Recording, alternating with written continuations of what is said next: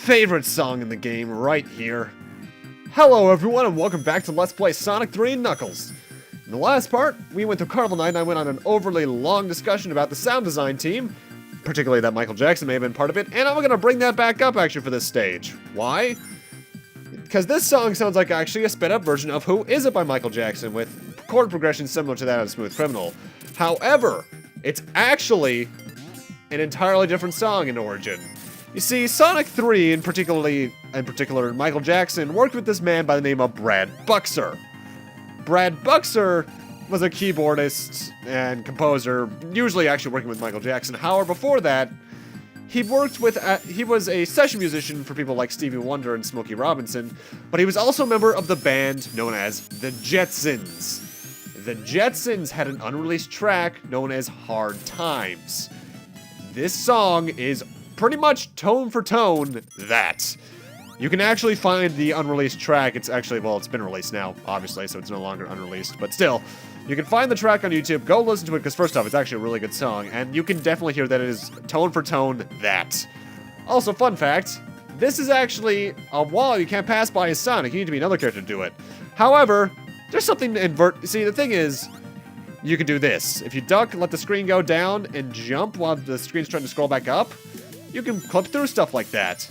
That is the screen warp glitch that only works in stages that are structured vertically instead of horizontal, like this one is. And needless to say, I always take it because going through that route there is a lot faster than going through any of the other routes. Either way, obviously, Ice Cap is the ice stage, which means there's a bit of ice physics, but thankfully in this game, they're not too annoying, if there's any at all. Sonic already kind of controls like he's on ice half the time, so, The big gimmick here is that there are a lot of loops that you go through in order to, a lot of loops you go through that you need to use an ice platform that you can find, like the one that was to the right of me after I leave here. Actually, there it is right there, in order to break through walls. It's more or less just an easy puzzle level. But I love this song so much. The Act 2 variation, I'll admit, I like more, but I love Act 1 all the same. There's a lot of switches blocked up in ice for some reason, which I don't get, because all you have to do is jump on the ice to break it. So I don't get what's up with that. And there's a couple of these platforms, by the way, I hate that jump right there.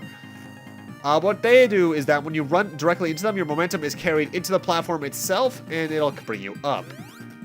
Also, that was me testing to see whether or not the ice would actually destroy the water shield. It does.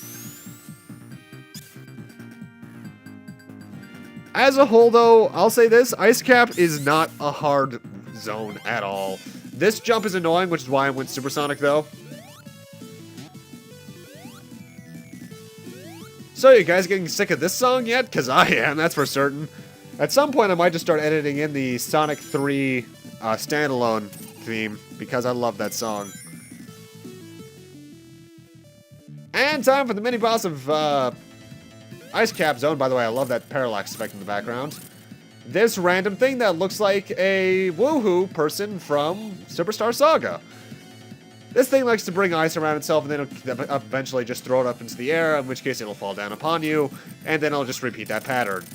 It is a very easy mini-boss. And that's the end of Act 1. Very easy, very short, too.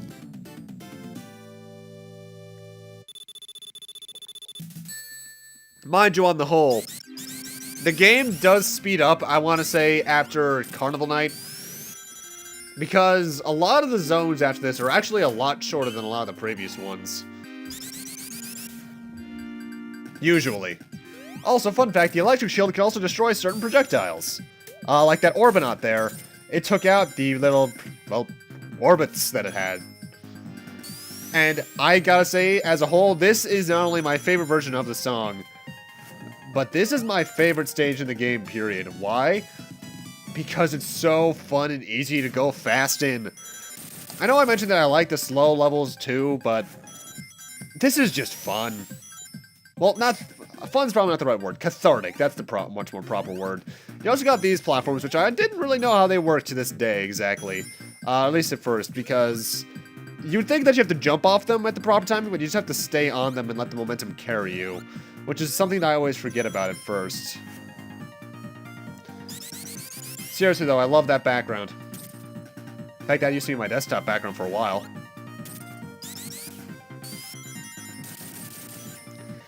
Whenever you're underground, there's often either water or instant death pits, so watch out for that. Though there are a few hidden rings under there. Which, mind you, at this point, hidden rings are useless for anything except, well, getting supersonic, but still. It's nothing you really need to use. Because a lot of the bosses are really easy. And you know what's really annoying to me? I'm someone who really likes to use the insta-shield on mini-bosses and boss fights. However, more often than not, I have more than 50 rings by the time I get to one of them. So, if I accidentally look like I'm spamming supersonic, that is not my intention. I really want to try and just use the insta-shield, but then I forget, oh, I have more than 50 rings. Part of me really wishes they had designated a button just for supersonic, like they did in Sonic 4 onwards with the triangle, or Y. Either way, time for a Robotnik machine number whatever. I don't even know what these are called. This one's very simple. It shoots down a platform, and the platform and the machine itself will just shoot out ice. This is a very easy boss, but I like using supersonic against it because it can also take a while if you're not careful about the timing with the ice. And that's the end of Ice Cap, my favorite song in the game. Goodbye, we'll never hear you again. Too bad, so sad. Also, you know what I kind of wish? You might notice the act sigil there on the clear screens is always... It always has a palm tree on it. I really wish they had given each zone its own little look to it, you know what I mean? Either way, welcome to the next zone, Launch Base, another one of my favorite songs. Fun fact, if you stay in between those long enough, those little bird things I just destroyed will eventually swarm you so much that you can just keep yourself in the spin dash mode and just get infinite one-ups easily. And hey, look in the background, it's the Death Egg. Haven't seen you since Sonic 2. Man, that thing is big. Either way, Launch Base is just a base built to repair the Death Egg. It's that simple. Though there's a lot of automated platforms in here that just send you in various directions. Kind of a weird foreshadow, actually, because there's speed boosters, too. And I had to say, love the track here. And yet again, some odd Michael Jackson possibilities in this song, because there is a definite sound of someone going, go! In it over and over again. That's more like, go, go, go! And I really wish I had gotten speed shoes in this stage, because I absolutely love this. I love Launch Base with speed shoes, because the way, I'm not exactly sure how the game treats speed shoes. I'm not sure if it speeds the music up or if it loads an entirely different file. But either way, I love it because it gets so hectic. And now it's time for this kind of special stage. I forget if I've shown this off or not. The way that these ones work is that you either have to go around these balls and try not to touch the thing that at the bottom that I'm about to touch right now. Do I right now? Oh yeah, I do. At the top of the stage, you'll be ejected either way, but you want to get as high as you can in order to get more points and items, and that was just me trying to lose my momentum. Though that actually is one thing Supersonic's good for. It allows you to get rid of any momentum. Oh god, speed shoot Supersonic! I should be dividing by 0 right now. Actually, have we ever gotten an exact speed of how fast Sonic goes? I don't think we have. But if Sonic Ball is any indication, it's approximately 46 fast, so... I don't know how fast that is, but I'll take it. I really do try to abuse the special stages in order to get out of Supersonic because I really don't like that invincibility theme. If it was the Sonic 3 standalone, maybe, but not here.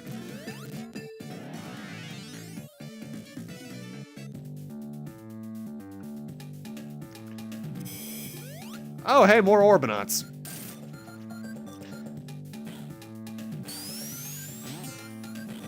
Really, Launch Base is not too hard. Act 1 especially. We're almost done with it, I think. There are these random little security bots you have to destroy to open doors, which I don't get the point of. Because all it does there is make you stop for about 2 seconds and be like, huh, boop. That was pointless, let's move along. And then there's these platforms.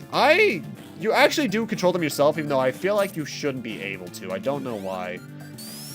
And you got these random little O-tubes straight out of Scrap Brain, almost. And I actually remember when I recorded that, when I was recording this, that exact time I hit those spikes. That was, you ever have one of those moments where life just goes in slow motion and you're like, oh no, and there went all my rings. Actually, now that I think about it, what was the first whoa, that was weird. What was the first Sonic game that made it so that you don't lose all your rings when you get hit? I want to say it was... Shadow the Hedgehog? I think? I don't know, it's been a while since I thought about that. Mind you, why would I want to think about Shadow the Hedgehog? That game is garbage. In fact, it's actually, to me, it's the worst Sonic game.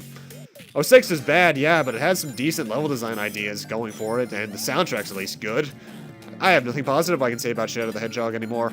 I used to like it when I was a kid, when I had no taste. Because I also don't get people complaining about Boom.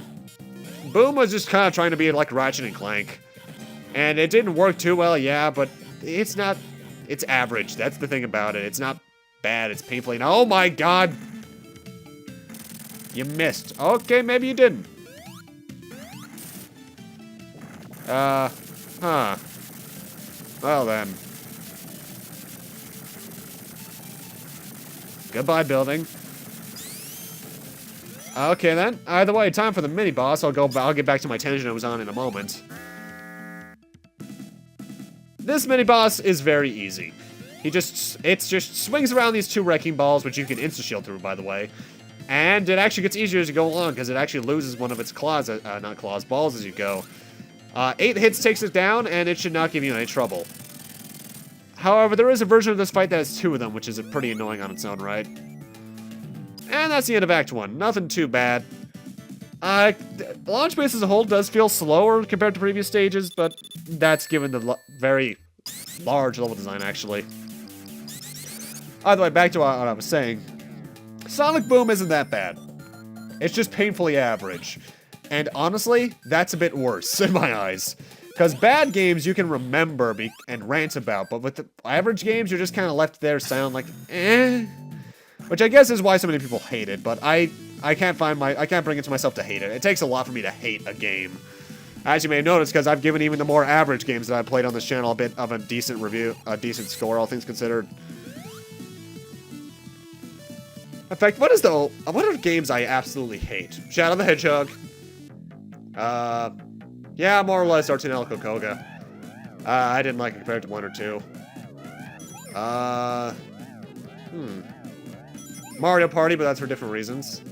It's fun, but it destroys everything. Yeah, not many games I outright hate. I hate certain things in games, don't get me wrong, but I'm very positive about games in general, which can be a bit of a bad thing. Wait, let me look at my Super Nintendo thing. Yeah, no real games I hate in there. Oh, wait, yes I do. I remember another one. You guys ever hear of Ninja Bread Man? That game I loathe, and it is awful. I actually remember when I rented that from my library. That was not a fun week. Let's see, also on the list. Actually, another thing about there's a lot of games I rented from my library that I absolutely hated. Jumper, Griffin's Story was another one. Oh, there was one on the PS2. Oh, what was it? I don't remember what that one was. I remember it was bad, though. Who was it by? Oh, you know what? It was one of the Contra games on the PS2. Oh, I did not like those. Either way, I've been going on a separate tangent for too long. Let's get back to the game, shall we? Launch Base 2 is actually a bit shorter, but at the same time a bit longer, because there's a lot more automation, yes, but the level design also is a bit more flat, so you can overall just go faster on it. So, as a whole, it's honestly the better of the 2 acts.